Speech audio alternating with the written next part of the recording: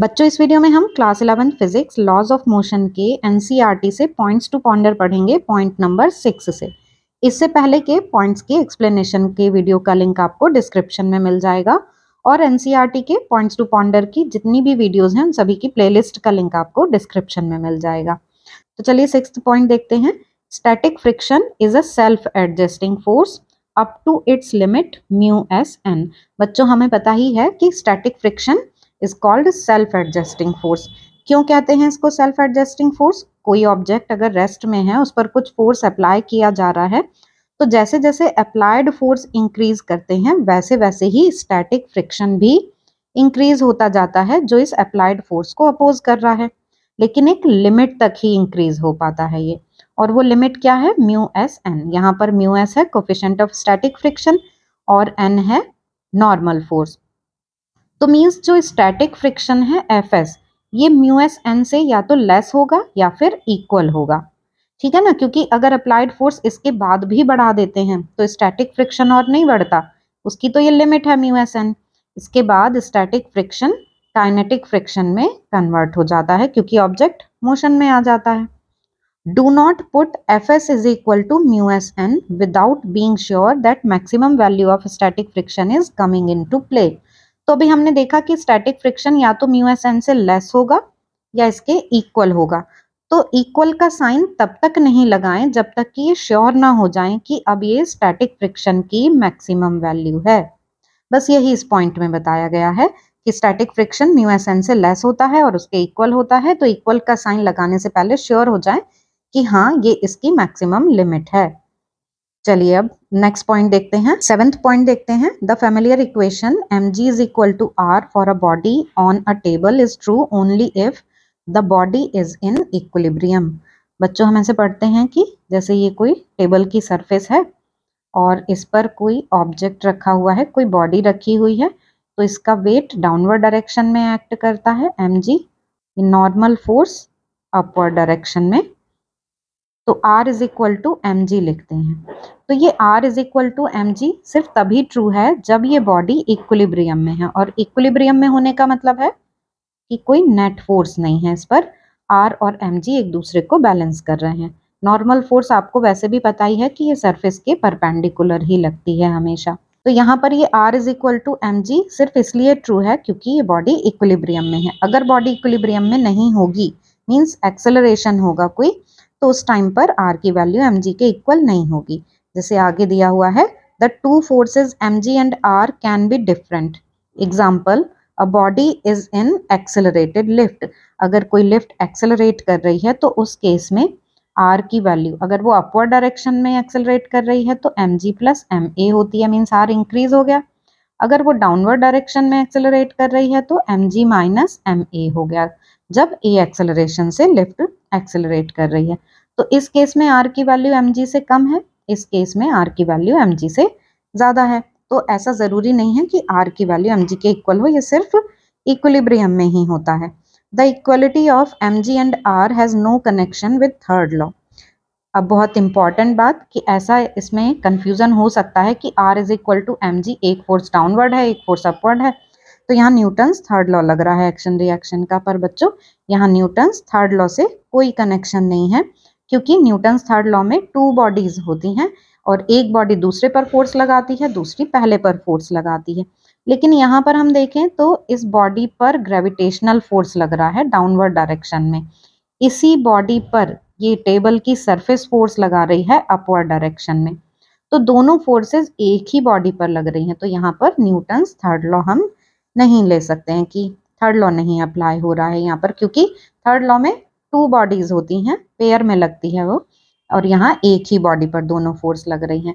ये जो ऑब्जेक्ट है ये इस टेबल पे फोर्स डायरेक्टली नहीं लगा रहा है, इस बॉडी पे ग्रेविटेशनल फोर्स लग रही है जिसकी वजह से टेबल पे फोर्स लग रहा है, तो ये इनडायरेक्ट फोर्स है। तो आपको ये पॉइंट समझ में आ गया होगा बच्चों। अब देखते हैं 8th point.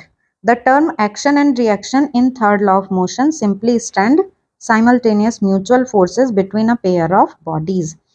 Newton's third law क्या है? To every action there is equal and opposite reaction, कि एक एक्शन है उसमें और एक रिएक्शन है, और ये दोनों ही फोर्स साइमल्टेनियसली अप्लाई होती हैं। मतलब पेयर में हैं बॉडीज, दो बॉडी हैं, तो एक बॉडी दूसरे पर फोर्स लगा रही है, दूसरी पहले पे फोर्स लगा रही है और ये एक साथ लगते हैं। Unlike there meaning in ordinary language, action does not precede और कॉज रिएक्शन। जैसा कि डेली लाइफ में जब न्यूटन्स थर्ड लॉ के एग्जाम्पल दिए जाते हैं तो उसकी कुछ सेंस इस तरीके से होती है कि अगर कोई एक्शन होगा तो उसका रिएक्शन भी होगा, मीन्स पहले एक्शन होता है फिर रिएक्शन। लेकिन ऐसा यहाँ फिजिक्स में नहीं है, यहाँ एक्शन रिएक्शन एक साथ ही होते हैं बिल्कुल।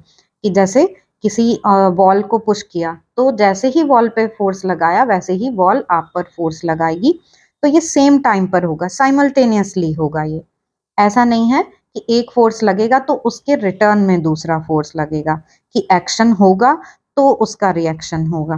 तो एक्शन रिएक्शन एक साथ होते हैं। Action and reaction act on different bodies, और ये हमेशा अलग अलग बॉडी पर एक्ट करते हैं। मीन्स एक ऑब्जेक्ट दूसरे पर फोर्स लगा रहा है, दूसरा पहले पर, तो हो गए ना different.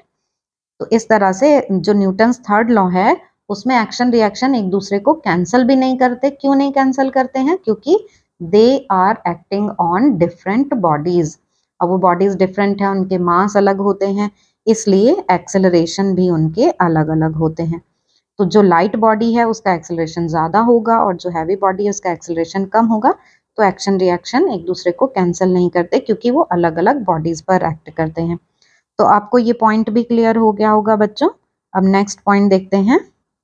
The different terms like friction, normal reaction, tension, air resistance, viscous drag, thrust, buoyancy, weight, centripetal force, all stand for force in different context। बच्चों ये जितने भी आप यहाँ पर ये फोर्स के नाम पढ़ रहे हैं, friction, normal reaction, tension, air resistance, viscous, thrust, buoyancy, weight, centripetal, ये सभी फोर्स ही हैं लेकिन अलग अलग कॉन्टेक्स्ट में हैं ये। For clarity, every force and its equivalent term encountered in mechanics should be reduced to the phrase force on A by B. इन सारे फोर्सेस को हम इस तरीके से फ्रेज यूज करके कि force on A by B ऐसे एक्सप्लेन कर सकते हैं मैकेनिक्स में। कैसे? जैसे फ्रिक्शन फोर्स की बात करें, मान लेते हैं कि रोड पर कोई कार जा रही है तो कार पर रोड फ्रिक्शन अप्लाई कर रही है, तो अब कार को बॉडी ए मान लेते हैं और जो रोड है वो फ्रिक्शन लगा रही है उसको बी मान लेते हैं। तो force on A by B मतलब force on car by road. तो फ्रिक्शन को हम इस तरीके से बोल सकते हैं। ऐसे ही नॉर्मल रिएक्शन को बोल सकते हैं कि टेबल पर कोई बुक रखी है, टेबल बुक पर ऊपर की तरफ फोर्स लगा रही है, तो force on book by table, तो force on book by table. तो ये नॉर्मल रिएक्शन के लिए एग्जांपल हो गया। ऐसे ही टेंशन के लिए, जैसे कोई स्ट्रिंग है स्ट्रेच्ड कंडीशन में है तो उसको स्ट्रेच करने के लिए कोई फोर्स लगाया गया होगा ना, तो इसी तरीके से ए और बी में बोल सकते हैं। एयर रेजिस्टेंस, जैसे कोई कार बहुत तेज हवा में जा रही है तो उसकी स्पीड एयर रेजिस्टेंस की वजह से थोड़ी डिस्टर्ब होगी कि कम हो जाएगी, एयर रेजिस्टेंस उस पर अपोजिट डायरेक्शन में फोर्स लगाएगा, तो फिर ऐसे बोल सकते हैं कि force on A by air resistance means B. Viscous drag, oil में कोई ऑब्जेक्ट गिर रहा है तो उसकी स्पीड कम हो जाएगी विस्कस फोर्स की वजह से, तो विस्कस ड्रैग को बी मान के और ऑब्जेक्ट को ए मानकर बोल सकते हैं कि force on A by B. तो ऐसे बच्चों इन सभी को, इन सारे जितने भी ये फोर्सेस हैं सबके लिए ये फ्रेज यूज किया जा सकता है कि force on A by B. एक ऑब्जेक्ट दूसरे ऑब्जेक्ट पर फोर्स लगाता है तो force on A by B. तो जितने भी तरह के फोर्सेस हैं उनको सबको हम force on A by B इस तरीके से बोल सकते हैं। तो आपको ये 9th पॉइंट भी समझ में आ गया होगा कि फोर्सेस अलग अलग कॉन्टेक्स्ट में हो सकते हैं, अलग अलग सिचुएशन में अप्लाई हो सकते हैं, लेकिन सभी में ही एक ऑब्जेक्ट दूसरे पर फोर्स लगाता है। अब 10th देखते हैं। For applying the second law of motion there is no conceptual distinction between the inanimate and animate object. बच्चों जब सेकेंड लॉ अप्लाई कर रहे हैं तो वहां पर कोई इस तरह का डिफरेंस नहीं लेना होता कि ये बॉडी लिविंग बॉडी है, ये नॉन लिविंग बॉडी है। दोनों के ही लिए सेकेंड लॉ सेम तरीके से अप्लाई होगा, चाहे लिविंग ऑब्जेक्ट हो या नॉन लिविंग हो। An animate object such as human also require an external force to accelerate. अब ह्यूमन बॉडी मीन्स कोई लिविंग ऑब्जेक्ट है, उसको भी एक्सेलरेट होने के लिए किसी एक्सटर्नल फोर्स की जरूरत होती है। For example, without the external force of friction we can not walk on ground. कि Newton second law F is equal to ma, ये नॉन लिविंग और लिविंग सभी पर एक ही तरीके से अप्लाई होता है। जैसे कोई नॉन लिविंग ऑब्जेक्ट है, उस पर फोर्स लगाया, उसमें एक्सेलरेशन हुआ। इसी तरीके से लिविंग ऑब्जेक्ट है, उस पर भी कोई ह्यूमन बॉडी है तो उसको भी एक्सेलरेट होने के लिए कोई एक्सटर्नल फोर्स की जरूरत होती है, जैसे force of friction. Next point देखते हैं, the objective concept of force in physics should not be confuse with the subjective concept of feeling of force. On a merry-go-round, all parts of our body are subjected to an inward force, but we have a feeling of being pushed outward, the direction of impending motion. बच्चों बहुत ही interesting point है ये। कभी कभी ऐसा होता है कि फोर्स लग रहा होता है किसी और डायरेक्शन में, लेकिन ऐसे फील होता है, फीलिंग जो आ रही होती है फोर्स की वो कुछ और होती है। तो फोर्स का जो ऑब्जेक्टिव कॉन्सेप्ट है, मीन्स एक्चुअल जो है, उसको हमें सब्जेक्टिव मीन्स जो फील हो रहा है उसके साथ कंफ्यूज नहीं होना है। For example on a merry go round, जैसे जब किसी ऐसे सर्कुलर मोशन में होते हैं तो all parts of our body are subjected to an inward force. तो एक्चुअल में फोर्स किधर लग रहा होता है जब सर्कुलर मोशन में होते हैं? तो टुवर्ड सेंटर, है ना, सेंटर की तरफ फोर्स लग रहा होता है, सेंट्रीपिटल फोर्स, तभी तो सर्कुलर मोशन में है। But we have a feeling of being pushed outward, पर हमें क्या लग रहा होता है कि हम पे फोर्स लग रहा है बाहर की तरफ। ठीक है, तो ये हो गया सब्जेक्टिव कॉन्सेप्ट कि फील ऐसा हो रहा है कि फोर्स बाहर की तरफ लग रहा है, पर ऑब्जेक्टिव कॉन्सेप्ट क्या है कि एक्चुअल में फोर्स लग रहा है इनवर्ड, और फीलिंग आ रही है जैसे आउटवर्ड फोर्स है। We have a feeling of being pushed outward the direction of impending motion. यहाँ इम्पेंडिंग मोशन से क्या मतलब है बच्चों कि जैसे कोई भी सर्कुलर मोशन होती है तो उसमें वेलोसिटी की डायरेक्शन क्या होती है? टेंजेंशियल। मतलब अगर कभी भी ये सेंटर से लगने वाला फोर्स खत्म हो जाए, मतलब सर्कुलर मोशन जैसे ही डिसअपियर होगी तो ऑब्जेक्ट टेंजेंशियल डायरेक्शन में चलेगा। तो मींस हर एक पॉइंट पर जो डायरेक्शन है ऑब्जेक्ट की वेलोसिटी की वो क्या है? टेंजेंशियल। तो उसको इसलिए ऐसे लगता है कि बाहर की तरफ पुश किया जा रहा है, जबकि वो इधर ना जाके सर्कुलर मोशन पर है। और जब सर्कुलर मोशन में है तो फोर्स किधर लग रही है? सेंटर की तरफ। तो एक्चुअल में सर्कुलर मोशन में फोर्स सेंटर की तरफ होती है, पर ऐसी फीलिंग आती है कि जैसे आउटवर्ड डायरेक्शन में एक फोर्स लग रहा है। तो इन दोनों कॉन्सेप्ट से, जो ऑब्जेक्टिव कॉन्सेप्ट है फोर्स का और जो सब्जेक्टिव कॉन्सेप्ट है, इन दोनों से कंफ्यूज नहीं होना है। तो बच्चों आई होप कि आपको ये सभी पॉइंट्स अच्छे से समझ में आ गए होंगे।